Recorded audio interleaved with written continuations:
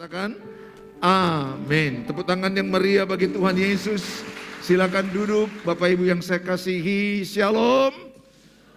Welcome home GB Pelita. Selamat bergabung bersama ibadah GB Pelita, ibadah pertama jam 9.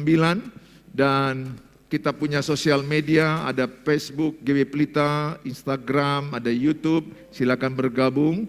Dan kita juga ada live streaming kalau saya khotbah di Facebook Suheri Gultom. Jadi kalau saya khotbah atau ada ibadah, saya buat live streaming yang masih penuh dengan kekurangan-kekurangan kita, baik di sound system atau yang lainnya. Kita doakan ke depan lebih baik lagi.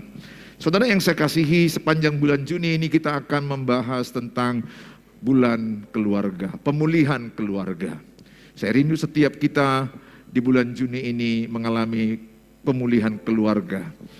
Saya berharap suami istri bisa duduknya lebih dekatkan saja kursinya dengan suami istri. Yang punya pasangan silakan duduk dekat. Yang kalau ada anak-anak, abang adik silakan duduk dekat. Silakan, nggak apa-apa. Yang saudara silakan duduk dekat. Ayo Pak Silain dekatkan. Ya, dengan istri halal, dengan istri orang lain haram. Oke, oke. Yang dengan silakan yang ya dekatkan aja. Yang anak, abang adik, yang sekeluarga, yang saudara, atau yang serumah, sepupu, silakan dekat ya. Supaya nanti pas saya bilang, ayo kita saling mendoakan, gampang megangnya. Ya, bisa? Sudah dekat? Oke, yang pacaran masih belum bisa terlalu dekat, belum sah ya. Yang sudah diberkati, ya oke baik. Nah saudara, hari ini saya rindu membagi firman Tuhan generasi anak panah. Nah saudara, dalam kitab Mazmur 127 ayat 4 sampai 5. Mari sama-sama kita baca Mazmur 127 4 sampai 5. 1 2 ya. Seperti anak-anak panah di tangan pahlawan, demikianlah anak-anak pada masa muda. Berbahagialah orang yang telah membuat penuh tabung panahnya. Dengan semuanya itu ia tidak akan mendapat malu apabila ia berbicara dengan musuh-musuh di pintu gerbang. Ayat ini begitu jelas dikatakan bahwa ayat yang keempat, bahwa anak-anak itu adalah diibaratkan anak panah di tangan pahlawan. Berarti anak-anak diibaratkan anak panah. Siapa di sini yang pernah memanah? Ketika kita memanah, kita akan tarik itu busurnya, kemudian ada anak panah, kemudian ada yang memanah. Jadi di ayat 4 ini jelas dikatakan bahwa, dan di ayat yang kelima, anak panah itu anak yang dititipkan Tuhan kepada kita. Jadi pada ayat 3-nya, Mazmur 127 ayat 3, itu jelas dikatakan bahwa anak itu milik Tuhan. Katakan anak milik Tuhan. Ya, dititipkan kepada kami, dititipkan kepada keluarga, dititipkan kepada orang tua. Jadi anak bukan punya orang tua, tapi punya Tuhan. Satu waktu bisa dia ambil, satu waktu bisa meninggalkan kita, karena dia milik Tuhan. Tetapi dititipkan kepada kita. Dan di ayat 4 diibaratkan adalah anak itu adalah anak panah. Dan orang tua yang dititipkan adalah sebagai pemanahnya, pahlawan yang memanahkannya. Nah, berarti ada dua kerjasama yang penting antara anak panah dengan pemanah. Dua-duanya harus collaborate, harus kolaborasi, harus kerjasama yang baik. Oleh karena itu, penting sekali orang tua terus mengupgrade diri untuk menjadi orang tua yang terlatih mendidik anak. Tidak ada anak yang jahat. Tidak ada anak lahir jahat. Kenapa ada anak yang jadi jahat? Jawabnya adalah anak itu salah asuh, salah urus, salah didik, jadi jahat. Jadi nggak pernah cerita lahir si A, lahirnya jahat. Lahir si B, jam 12 siang, oh baik.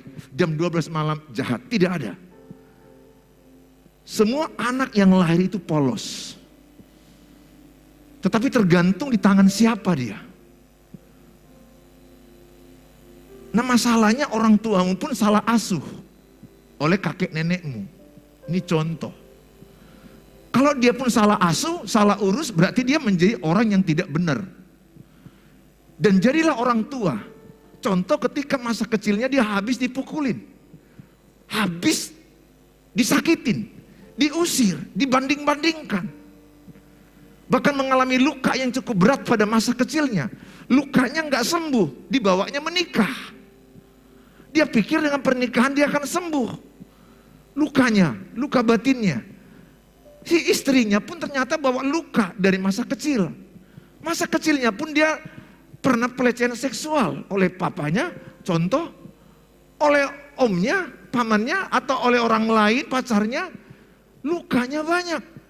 Yang sedihnya luka dengan luka ini bersatu, menikah, berpikir mereka bisa saling membagi bahagia. Tidak bisa. Yang bisa itu adalah kalau bahagia yang si laki-laki penuh dalam Kristus, bukan harta ini, bukan bicara uang pencapaian gelar, bukan. Dalam Kristus, maka bahagia saya bisa bagi sama istri. Maka bahagia istri pun kalau dia penuh pada masanya, baru dia menikah dengan saya, baru dia bisa bagi kepada saya. Nah, masalahnya pun kami berdua sama-sama tidak penuh. Nah, ini contoh kami berdua. Makanya kami berdua pun melukai, saling melukai. Harusnya menikah itu apa? Memberi bahagia. Saya harus memberikan bahagia saya kepada istri. Saya ingin dia bahagia, istri pun maunya kasih bahagia ke saya. Ternyata dalam proses pernikahan kami juga babak belur. Karena kami berpikir, wah, dengan menikah kami akan bahagia. Tapi puji Tuhan, kasih karunia Tuhan cukup bagi kami. Kami belajar terus sampai sekarang. Tidak ada kata belajar yang tamat dalam pernikahan. Nah, ini masalah yang dialami oleh banyak anak-anak. Sehingga anak-anak itu menjadi anak jahat karena salah urus. Gak ada mau jadi pencopet. Gak ada anak mau jadi narkoba. Gak ada anak mau jadi begal. Kenapa mau terjadi itu? Karena dia salah asuh, salah didik. Ada orang tua menitipkannya ke tempat yang salah. Jadi hari ini kalau engkau dengarkan firman Tuhan sebagai orang tua, saya rindu sekali. Jadilah anakmu jadi generasi bintang. Filipi 2:15 berkata, Filipi 2:15, jadi anak-anakmu itu tidak beraib, anak-anakmu itu tidak akan menjadi celah. Anak-anakmu itu dikatakan Filipi 2:15, mereka menjadi cahaya, bercahaya. Atau dikatakan anak-anak kita itu menjadi garam dan terang dunia. Itulah dikatakan ketika dipanahkan, dia menjadi generasi yang memberkati, itu maksudnya. Ketika dia diarahkan, dia menjadi generasi yang memberkati. Saya rindu sekali saudara semua, ini dikatakan menjadi, mereka seperti bintang-bintang di dunia. Berapa banyak yang kepingin anak-anaknya menjadi bintang-bintang di dunia. Halo. Nah, ya terutama engkau punya anak kecil 0-8 tahun, didik anakmu takut akan Tuhan. Didik anakmu mengenal firman Tuhan sedini mungkin. Supaya dia menjadi orang yang takut akan Tuhan. Karena takut akan Tuhan awal pengetahuan. Takut akan Tuhan awal hikmat. Dan bagi engkau anak-anak muda, mungkin jangan merasa begini, korban. Jangan jadi mental korban. Jangan merasa, wah karena papaku salah urus, aku jadi begini. Jangan. Ingat, engkau punya Bapa di sorga. Pemilikmu, siapa dari pemilik kita? Siapa pemilik anak-anak? Bapa di sorga, betul? Bukan orang tua. Jadi kalau orang tuamu mungkin pada masa-masa lalu itu menyakitimu, salah urus, saya mau katakan kepadamu dengan iman dan percaya bahwa saya adalah anak Bapa di sorga, dan Bapa di sorga sanggup memulihkan saya. Bapa di sorga sanggup memberikan saya kebaikan. Bapa di sorga sanggup membuat saya lebih bercahaya. Bapa di sorga memberikan saya harapan. Bapa di sorga memberikan masa depan yang penuh dengan cerah. Bapa di sorga sanggup memulihkan saya. Amin. Sehingga saudara engkau tidak perlu menjadi mental korban. Saya begini karena papaku dulu memukul saya begini karena papaku. Jangan. Jangan engkau menyalahkan keadaan. Jangan engkau mencari pembenaran dirimu. Tapi carilah kebenaran firman Tuhan. Bahkan engkau kalau lahir dari keluarga papa mama bercerai, Tuhan sanggup memulihkan hidupmu. Karena pemilikmu bukan papa dan mamamu. Pemilikmu adalah Bapa di sorga. Ada papa yang tega meninggalkan anak-anaknya ketika masa kecil. Gara-gara perempuan lain. Ada mama yang bisa meninggalkan anak-anaknya gara-gara laki-laki lain. Pria idaman lain. Wanita idaman lain. Ini yang terjadi di zaman pandemi ini. Punya pil dan will. Dan jadi korban anak-anak. Tuhan rindu engkau. Punya kebenaran yang kuat. Pemilikku adalah Bapa di surga. Aku adalah anak Bapa di surga. Doakan papa mamamu bisa pulih. Jangan hakimi mereka. Karena mereka juga lahir diasuh dari papa mama atau kakek nenekmu yang tidak terlalu benar mengasuh mereka. Saya rindu yang 3M. Yang pertama adalah orang tua mendidik anak takut akan Tuhan. Yang kedua dikatakan adalah orang tua mengarahkan anak. Yang ketiga adalah orang tua melihat anak berhasil. Jadi 3M ini adalah mendidik anak, katakan sama-sama mendidik anak, mengarahkan anak, melihat anak berhasil. Amin. Siapa yang kepingin melihat anaknya berhasil? Wow, yang belum punya anak pun udah angkat tangan, puji Tuhan. Pacar pun belum punya. Itu namanya langkah iman. Bahkan dia sudah melihat pakaian-pakaian pengantin. Padahal belum punya pacar. Itu langkah iman. Amin. Nah saudara yang saya kasih dalam nama Tuhan Yesus, mendidik anak ini penting. Apa saja yang perlu dilakukan dalam mendidik anak. Makanya seorang pemanah, dia penting melatih dirinya untuk mendidik anaknya. Yang pertama adalah mengenal Tuhan, firman Tuhan. 2 Timotius 3 ayat 15 sampai 16. Ingatlah juga bahwa dari kecil engkau sudah mengenal kitab suci yang dapat memberi hikmat kepadamu dan menuntun engkau pada masa kepada keselamatan oleh iman kepada Kristus Yesus.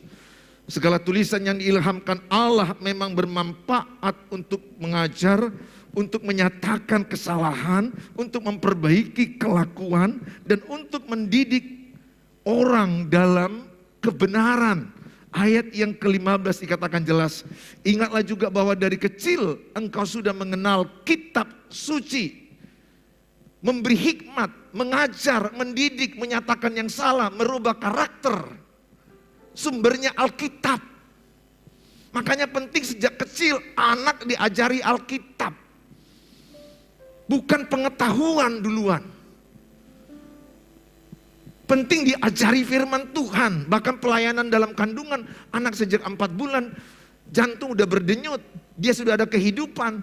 Penting mamanya menyampaikan firman kepada bayi atau janin dalam kandungan, atau papanya menempangkan tangan kepada dia masa kandungan berkata, kau anak yang diberkati, kau anak sehat, kau anak luar biasa. Sesering mungkin menampangkan tangan. Bahkan ketika anakmu masih umur 3 bulan, 4 bulan, 5 bulan, baru melahirkan istrimu, engkau tempang tangani dia dengan katakan, engkau berhasil, engkau anak yang menjadi kepala tidak ekor, engkau jadi berkat. Terus apa yang kau perkatakan itu berkuasa memberkati dia. Perkataanmu itu penting. Jangan sebaliknya berkata, kau anak bodoh, kau anak sial, anak terkutuk, anak gak ada gunanya kau lahir, anak yang gak ada artinya. Jangan. Perkatakan kebenaran firman Tuhan kepada anak-anak. Sedini mungkin ajarkan firman Tuhan. Dan yang mengajarkan itu bukan guru sekolah minggu, nomor 1. Orang tua. Karakter anak itu bukan tanggung jawab guru di sekolah. Orang tua. Orang tua sangat penting mengajarkan kebenaran firman Tuhan sejak sedini mungkin. Penting sekali. Jangan sibuk ngopi kemana-mana, tapi kita gak punya waktu mendidik. Berteman, bergaul boleh aja, tapi utamakan mendidik anak-anak tentang Alkitab. Terlebih 0 sampai 8 tahun. Itu yang saya alami kepada Hani dan Jamie. Kami berdua mengajarkan firman Tuhan kepada mereka. Dan sampai sekarang kami saling membagi Alkitab, saling membagi firman Tuhan, apa yang kami dapat. Hampir setiap hari saya senang membaca saat teduh anak-anak. Dan ada masanya mereka ini juga di fase remaja umur 13-14 menyimpang kadang-kadang. Kadang-kadang bisa juga melawan kami. Tapi ketika cetakannya sudah bagus, dia kembali kepada kebenaran. Cetakannya tadi di 0 sampai 8 tahun. Itu sangat penting. Pak, bagaimana kalau 0 sampai 8 tahun enggak diajari firman Tuhan? Sekali lagi saya katakan, engkau milik Bapa di sorga. Bapa di sorga sanggup memulihkan engkau. Ini adalah kebaikan untuk lebih mudah. Sehingga anak itu akan kembali kepada kebenaran firman Tuhan. Karena Alkitab firman itu memberi hikmat, memberikan pengetahuan, memberikan karakter, mendidik, mengetahui mana yang salah. Saya berharap selama saudara dengar khotbah ini, tidak usah menuduh.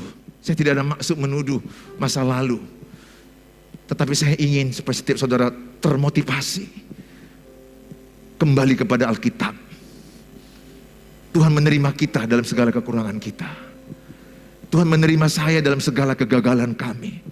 Kami berdua juga pernah salah dan gagal dan pernah hampir putus asa dalam mengarungi hidup pernikahan, dalam mengarungi hidup berkeluarga. Oleh karena itu, kasih Tuhan itu sempurna untuk membangkitkan kita. Takut akan Tuhan penting diajarkan.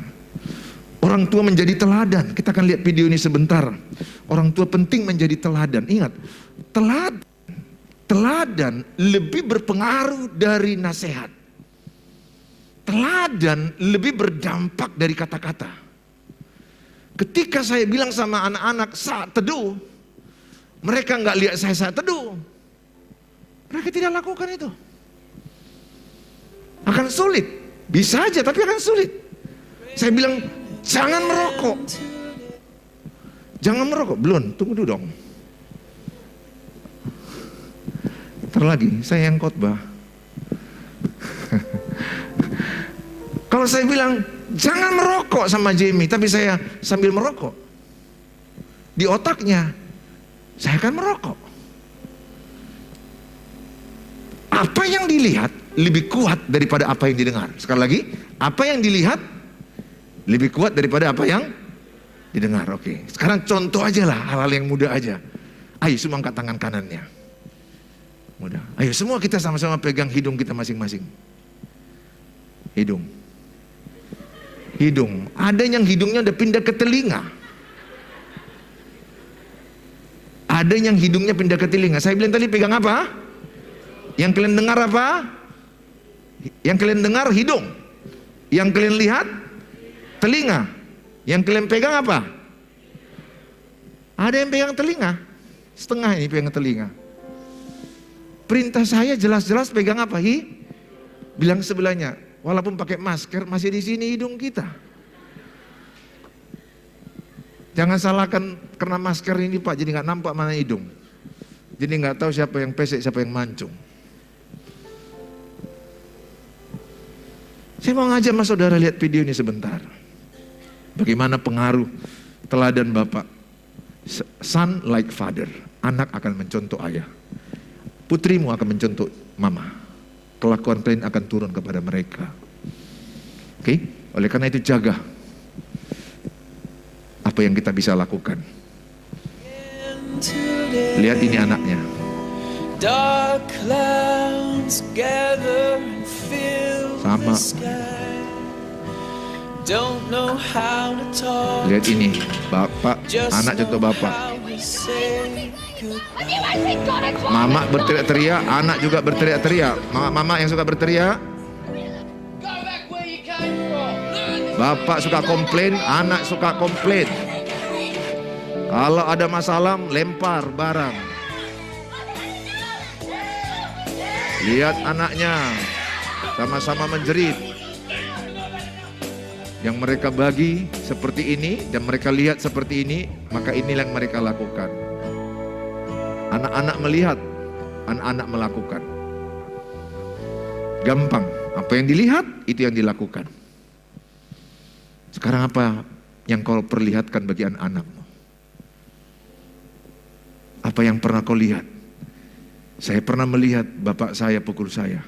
Saya pikir setelah saya menikah, punya anak gak pernah pukul anak-anak.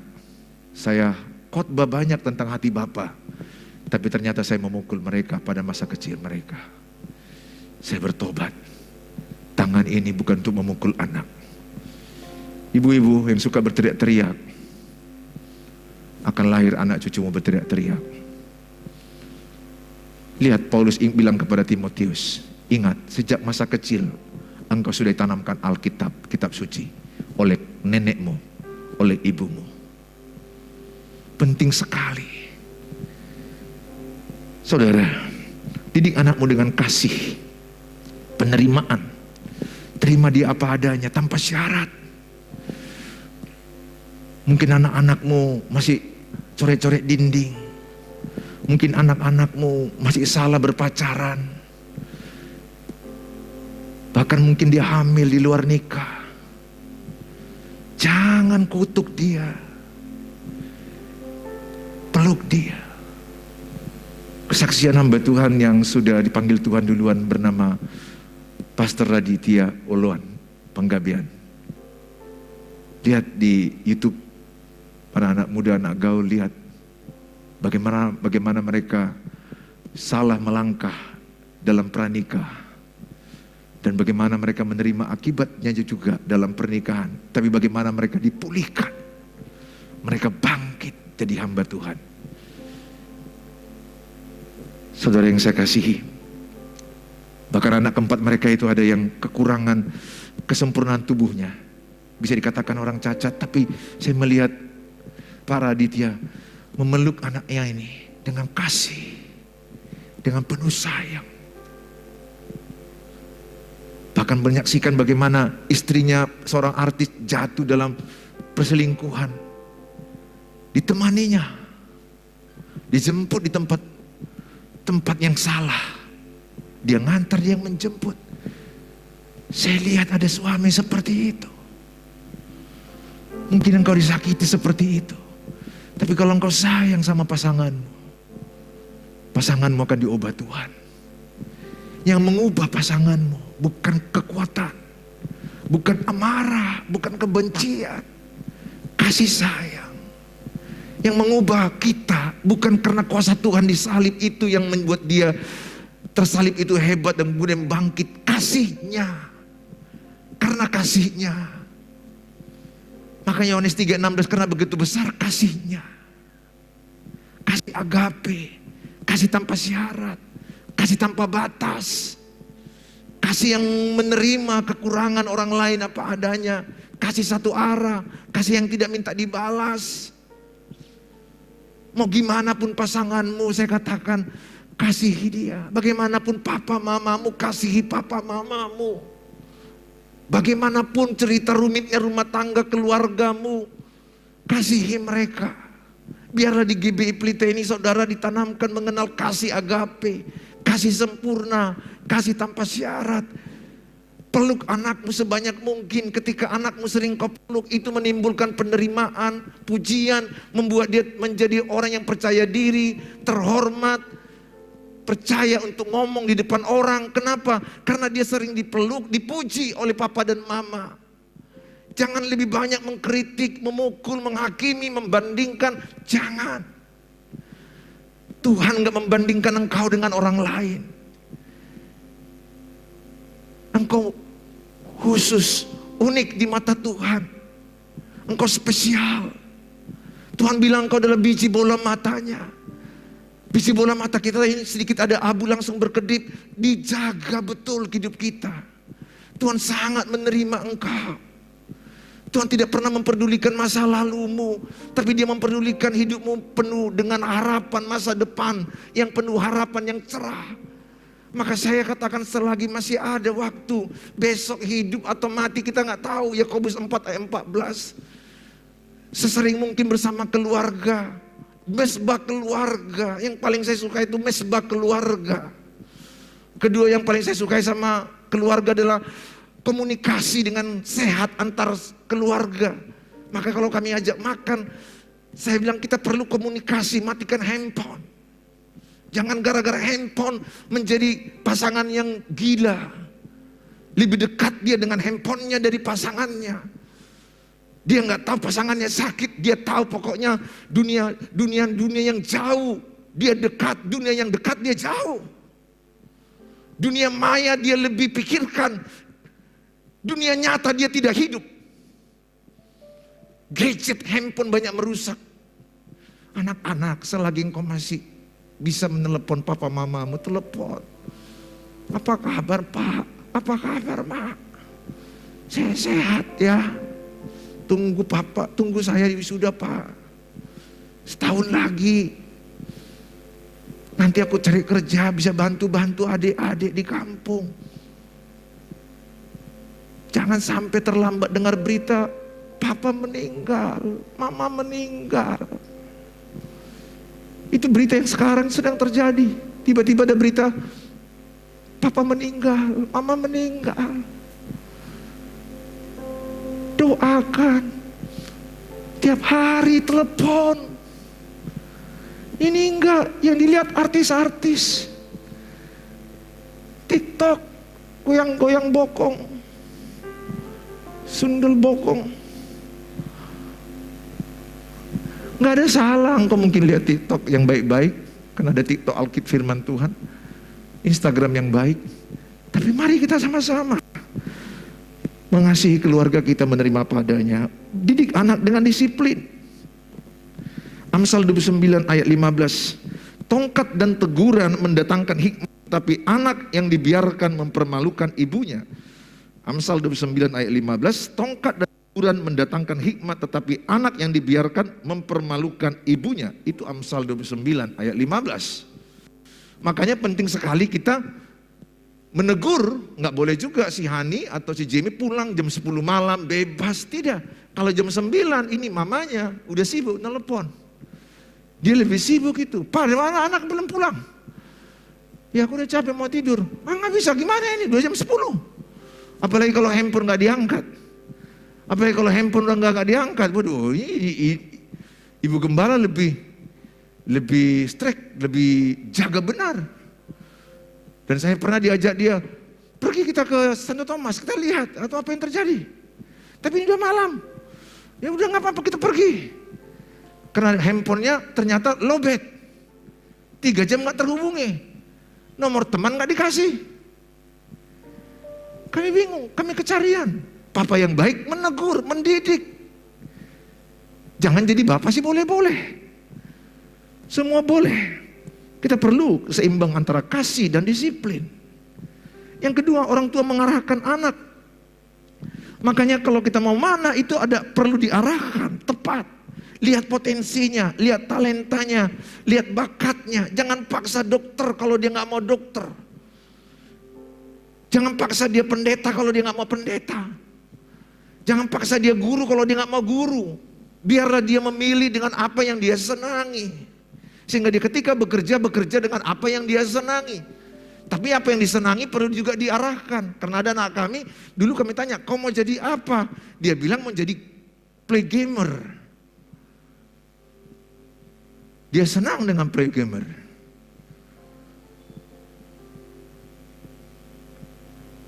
Saya sama sekali nggak ngerti dunia itu, karena saya nggak ngerti.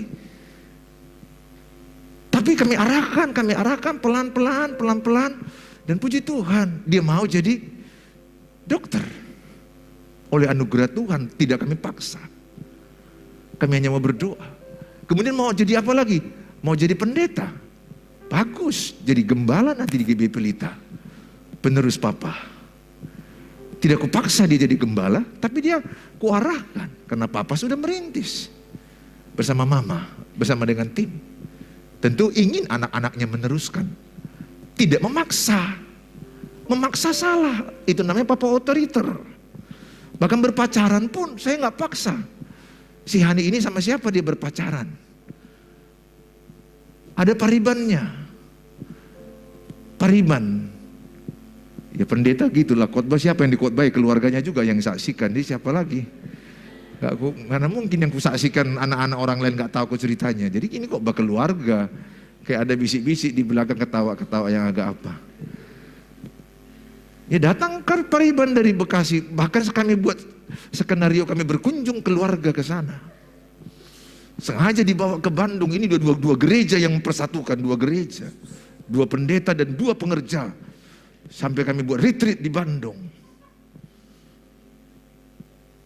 Dibuat situasi duduk di depan sama-sama. Bagaimana mereka satu bawa mobil, dia di sebelahnya. Kami cubit-cubitan papa mamanya masing-masing. Mengarahkan. Bolehkah? Boleh. Yang salah memaksa. Tapi ternyata tidak. Orang tua gak bisa memaksa. Ternyata yang di luar dugaan kami. Datanglah hamba Allah pemain drum ini. Dan masih dalam tahap bimbingan pertemanan khusus. Dan tentunya diharapkan serius ke jenjang pernikahan. Karena kita orang Kristen tidak mempercayai pacaran coba-coba. Kita orang Kristen mempercayai pacaran serius menuju pernikahan. Kalau menuju pernikahan saya restui. Kalau tidak saya nggak mau. Saudara yang saya kasih dalam nama itu, saya arahkan. Potensi mereka, akhirnya dia juga mau jadi dokter. Puji Tuhan. Saya arahkan. Enggak saya paksakan. Yang ketiga, lihat anakmu berhasil. Makanya Mazmur 127 ayat 5 dikatakan, berbahagialah orang yang telah membuat penuh tabung panahnya dengan semuanya itu. Ia tidak akan mendapat malu apabila ia berbicara dengan musuh-musuh di pintu gerbang. Makanya kadang-kadang kita bisa merasa malu kalau melihat anak-anak kita nggak jadi orang yang semestinya yang dalam rencana Tuhan. Ada rasa, tentunya ada rasa kecil hati. Tapi jangan putus asa, Tuhan sanggup mengubah. Kalau lihat anak pengedar narkoba atau jadi pelacur, orang tua mana sih yang nggak naik tensinya, naik gulanya? Masalah kaya atau miskin tuh jangan dulu. Bukan masalah kaya atau miskin di sini. Itu bonus yang diberikan Tuhan. Tapi kalau dia dikatakan di sana jual diri, jadi pelacur di sana, berat bagi orang tua. Anaknya jadi pemakai narkoba, berat. Ada rasa malu. Saya tidak berpikir anak-anak ini harus jadi kaya, bukan itu, bukan kaya. Tapi mereka jadi berkat bagi kota dan bangsa. Saya bilang sama anak-anak saya ini, kenapa papa buka gereja? Kenapa bukan rumah sakit? Saya bisa buka rumah sakit karena saya sarjana S2 manajemen hospital. Bahkan sekarang nama saya dipakai untuk menjadi direktur rumah sakit. Tapi saya lebih punya hati di sini. Anak-anak saya bertanya berkali-kali, kenapa papa mau jadi pendeta? Kenapa enggak menjadi seorang dokter spesialis? Itu juga baik. Pemilik rumah sakit jadi kaya, itu juga baik. Tapi saya terpanggil, saya bilang, lewat hidup saya banyak generasi diselamatkan. Ada 1 jiwa bertobat, beribu-ribu malaikat bersorak-sorai. 1 jiwa lebih berharga daripada seisi dunia. Jadi dokter juga bisa memenangkan jiwa-jiwa. Jadi direktur rumah sakit juga bisa. Tapi saya dipanggil khusus untuk menjadi seorang gembala jemaat bersama dengan ibu gembala dalam kekurangan kelemahan kami. Saya rindu hari ini ada pemulihan keluarga. Lihat anak-anakmu ke depan. Pak, faktanya anak kami masih rusak. Kalahkan fakta dengan firman. Kalahkan keadaan dengan perkatakan, anakku jadi kepala tidak ekor. Katakan sama-sama, keluargaku diberkati, 1, 2 ya. Keturunanku berhasil. Mereka kepala tidak jadi ekor. Berlimpah tidak kekurangan. Jadi berkat bagi kota dan bangsa. Dalam nama Tuhan Yesus terjadilah. Imani terus, upgrade dirimu. Tuhan pasti lakukan apa yang kau imani. Asal tidak bimbang hatimu. Mari kita berdoa. Seperti Bapa sayang anaknya, Demikianlah ngasihimu, jadikan biji matamu, kau berikan semua yang ada padamu. Seperti Bapa sayang anaknya, demikianlah kau menuntun langkahku. Hari depan indah kau beri, rencanamu yang terbaik.